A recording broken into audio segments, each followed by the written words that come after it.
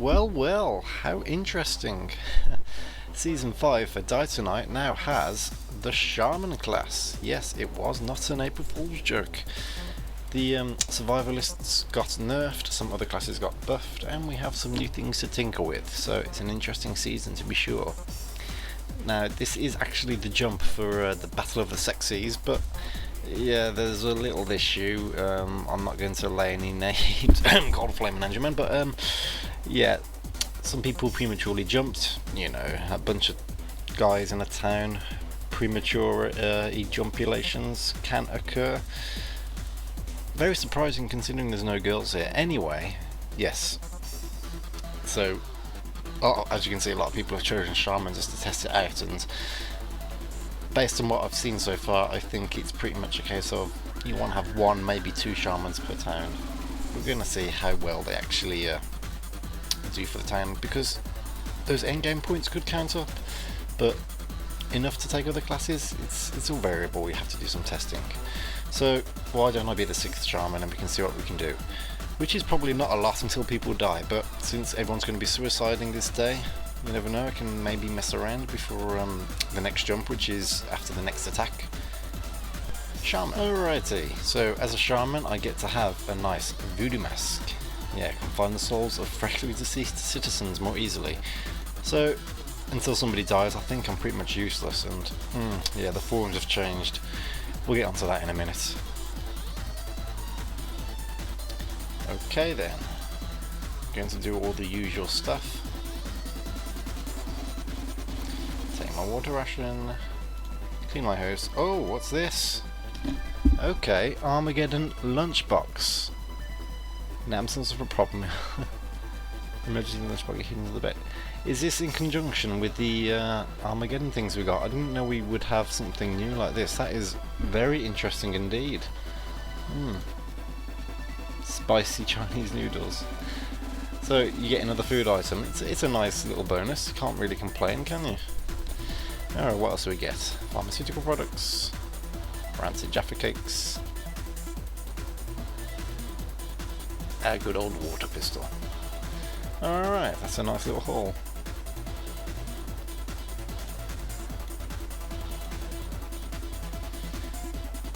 Handful of sweets, that must be from the box as well, maybe. That is, yeah, that is very interesting. I wasn't expecting that. Okay. Well, for starters, I think I'm going to nick some tasty food. And the water pistol's pretty useless, because unless I'm going to dehydrate tomorrow, actually, it might be useful. Yeah, I'll take it with me. Okay, who have we actually got? We've got a few randoms. As you can see, most people are actually outside, because most people will be suiciding tonight. And yeah, it's always fun to steal something. But, you know, you steal something, send it back. It's just nice to do that, because it gives other people a chance to steal. Yes. All those forums. Okay, onto the Shaman. So if you have a quick look at the help section, you can see, yeah, Shamans can't really do much until people start dying. Somebody dies, you get a blue soul in the world beyond. If somebody dies outside, will it be on the same spot? Maybe, we're not too sure just yet, but it could be in a random place on the world map if they die in an attack. Blue souls, when used in your house at town, I think it gives 1 extra point to the town's points, which is like an extra day of somebody surviving, which is, it's a kind of nice treat. But you can actually convert them into red souls and use them in constructions for added defense.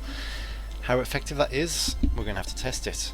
But when people start dying in a good town, I mean, yeah, a premature death day 1, at least it lets you do something. Can we actually have a look to see what the requirements are right now?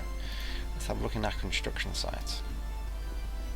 I was told it's under Watchtower, and yes, they look quite interesting.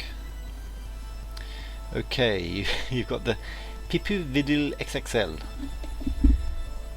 An agglomeration of damp tissue over 2 meters in length, crisscrossed with all sorts of wires and needles. In this powerful hands of the shaman, this XXL doll decimates several zombies before becoming shapeless, inanimate mass once again. Interesting. Yeah, we're gonna have to build our watchtower. Actually, I kind of want to spend all my points on this watchtower right now, just to see what the requirements are for it. Do you need emergency supplies for it? Possible. Anyway, yeah, guillotine et Becur. Using this evil-looking guillotine and crudely constructed mannequin, the shaman can cut off the head of a pack leader zombie at a distance, causing those who follow it to turn and wander back into the desert. Interesting, yes. And Mirage Sputiel. A spell cast by the shaman causing a disorienting mirage, which causes a good number of zombies to get lost in the desert. So you're just kind of sending a lot of zombies packing. Plebinit.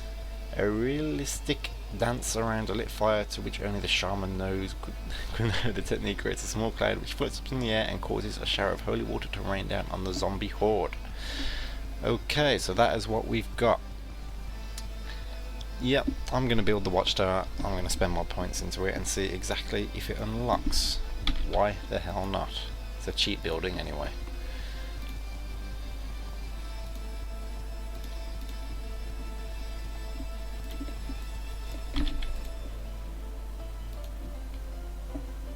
And just as I thought, you need the emergency supplies. So in that time when we actually build those, we're going to want to build those pretty soon anyway, just so we can see exactly what the requirements are, how many red souls, and that is a lot of defense points that could really make a difference. But again, how many dead people you need to build them? Is it going to be something serious? Like, I'm just taking a rough guess by the numbers, but would it be something like 1 red soul for this one, 2 for 200, 3 for 300? Possible, considering what points are like. Well, we've got 2 200s though is interesting. Yep, we're just going to have to get emergency supplies built so we can actually see what the requirements are.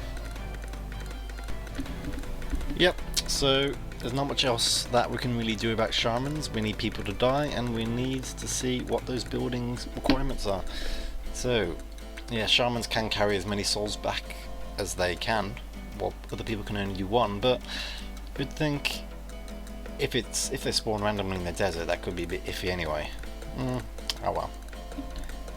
It does say each time a citizen doesn't survive the attack of the horde, so will that affect camping deaths?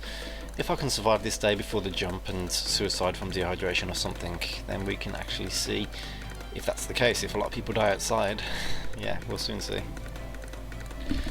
Well, what else did Season 5 bring us? Well, I can't actually show you because of this little bug right here. Let me just get the link up. Bloop, there we go. Oh yes, Shadowhunter and Picanian. If you want a shot at the Battle of the Sexes town for tomorrow, you have to confirm your deaths because you are unavailable, and that is not good. Azman, he kind of forgot to suicide, but you've missed all the crap, so you've actually got another chance, Azman. Okay then, Season 5. Okay, so we've already covered Lost Souls and the Shaman.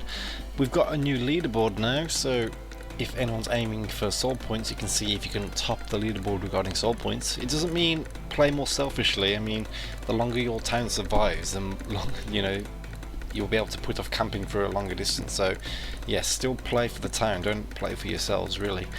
Evolution of the Tamer.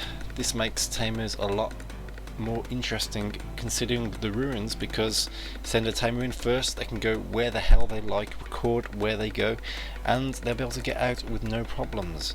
Of course, when you've got a map all mapped out of the ruins, then it's not really much of an issue to send a Tamer in there. The technician can now use their CP to repair buildings and refine at the workshop. This is very important. This was much needed, and I think could be quite useful for the technician battle of the Clash of the Titans town. Quite simply, yeah, it opens up a lot of doors. You don't have to spend it on silly things. You can actually be more useful to the town. So yeah, Clash of the Titans technicians, I am looking forward to doing that again, giving it a second shot. Survivalist restriction. Now Yeah, nerfs suck, but really this was needed because you had survivalist heavy towns, especially in hardcore, and while all the first business was done exploring the map, survivalists would typically become builders. They would build, save 1 AP, go outside, drink, come back, spend more AP. This really limits them being able to do this, so you do have to play a lot more sensibly. It makes sense for survivalists to play actively and be active scavengers, and to maybe put a bit more use back into the technician who actually has the extra building prowess. So it sucks, but I think it was needed. So yep, Season 5, you've got to change your strategies. And the modifications to the dump, this is very interesting as well, simply because it lets you put anything in you want for a little bit of defense, and that can matter. You know, you just need a few more defense points, get rid of a few logs, some pine bombs, why not? Anything useless that people have brought back, it's a good thing. So that's going to be very good for the towns indeed. And this whole distinction thing about yeah, having to wait, I think that's stopping people from joining new towns, exploring as far as possible, finding buildings, getting the distinction, then dying and doing it again. They have to wait till day 8. So people will probably still do it for the distinction, but there's only so many shinies you can have, so don't stress about it too much. And then other things like the zombie attack curve has been revised, so it's going to be interesting to see what the number crunchers are going to be able to do with this new zombie curve. And shaman buildings, yes, we want to see exactly how useful they are. And I'm still waiting for this whole Watchman thing. I mean, we've got this Lost Souls, that's come in. But Watchman, yeah, that sounds very cool. We want that in. Season 6, maybe? But our future is still chaos. So, what else has changed? Well, we've got a new design in the forums. And I'm not the type to, say, oh, it's something new, no, hate it, no. Generally, it's just compared to the old forums, the colour scheme and the way it's going to take some getting used to. I just look at it and I think, I miss the old forums. Yep, a lot of people agree as well that they could have been designed better, really. I'm not against integrating the forums to Die2Nite, but it's just, I just know because of this I'm not going to be using the world forums as much. It doesn't seem as exciting in a strange way, so I'll definitely recommend trying to get a redesign on these. It's just but it's a small problem, but when it's a game like this and the forums are that important, it is a bit of a big problem if the people using them aren't that happy. I'm not the only one, so maybe something in the future can be done with it, but at least we have forums. Just got rid of him completely, that would be insane. Alrighty, that's enough prattling on from me, so I'm going to leave the video here, and any more information which will be noteworthy about Season 5 you'll find on annotations right now.